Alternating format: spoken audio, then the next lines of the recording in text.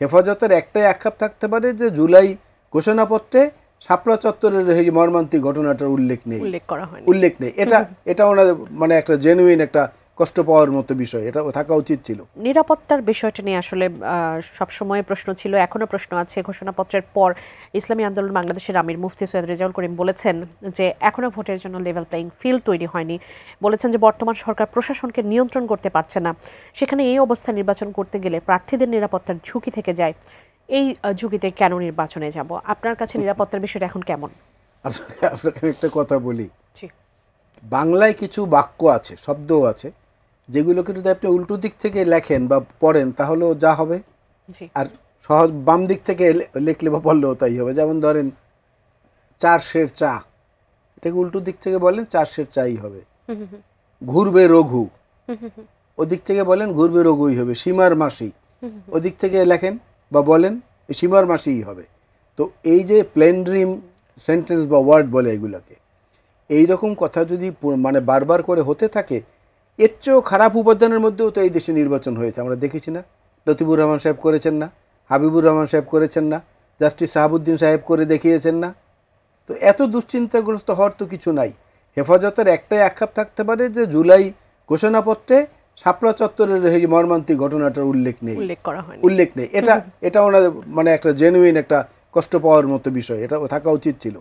এছাড়া অন্য যে সংশয় ওরা প্রকাশ করেছেন, বাংলাদেশের মানুষ প্রমাণ করেছে যে না, একজন আনসার একটা লাঠি হাতে একটি ভোট কেন্দ্র পাহারা দিয়ে সুষ্ঠু নির্বাচন করে আনা যায়, এটা প্রমাণিত হয়েছে অতীতে। সুতরাং সামনেও আমরা নিরাপত্তার ঝুঁকি তেমন ভাবে দেখছি না যদি ফেব্রুয়ারিতে নির্বাচন হয়। দেখছি না। অসংখ্য ধন্যবাদ।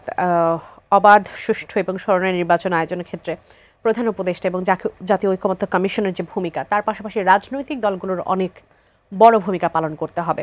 আপনি বলছেন যে একজন আনসারকে দিয়ে আসলে সুষ্ঠু একটি কেন্দ্র নির্বাচন হতে পারে, সেক্ষেত্রে অবশ্যই রাজনৈতিক দলগুলোর সদিচ্ছাটা অনেক বেশি জরুরি।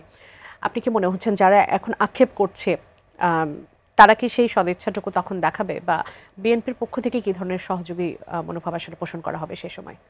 না, বিএনপি তো ইতিমধ্যেই দেখানো শুরু করেছে।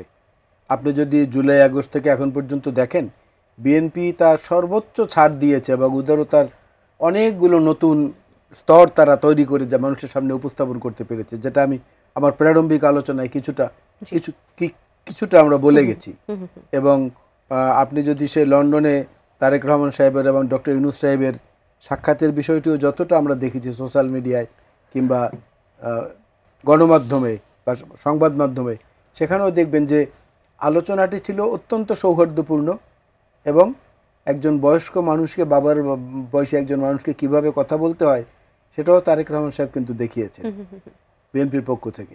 আর সবচেয়ে একটা বড় বিষয় হচ্ছে যে বাংলাদেশের রাজনীতির ইতিহাসে দেশনেত্রী বেগম খালেদা জিয়া হচ্ছেন একমাত্র নেত্রী যিনি বাংলাদেশের মানচিত্রের বিভিন্ন জায়গায় ঘুরে ঘুরে কখনো 5টি আসনে, কখনো 3টি আসনে নির্বাচন করেছেন, কিন্তু ওনার জীবনে নির্বাচনে পরাজিত হওয়ার কোনো রেকর্ড নেই। তার মানে কি, একজন সর্বজন স্বীকৃত জনপ্রিয় নেত্রী, তার দলের পক্ষ থেকে খারাপ কোনো কিছু হবে উনি সহ্য করবেন, এটা তো মানুষ বিশ্বাস করবে না। সুতরাং আমাদের কারোর মধ্যে যদি ইচ্ছাও থাকে যে আমরা ঝামেলা করব, আমরা শৃঙ্খলা ভঙ্গের অভিযোগে দল থেকে বহিষ্কার হয়ে যাব, এই ভয়েও আমরা করব না। এটা হচ্ছে একদম সহজ, সব ধরনের সতর্কতা এবং সহযোগিতা আপনারা সেখানে পোষণ করবেন।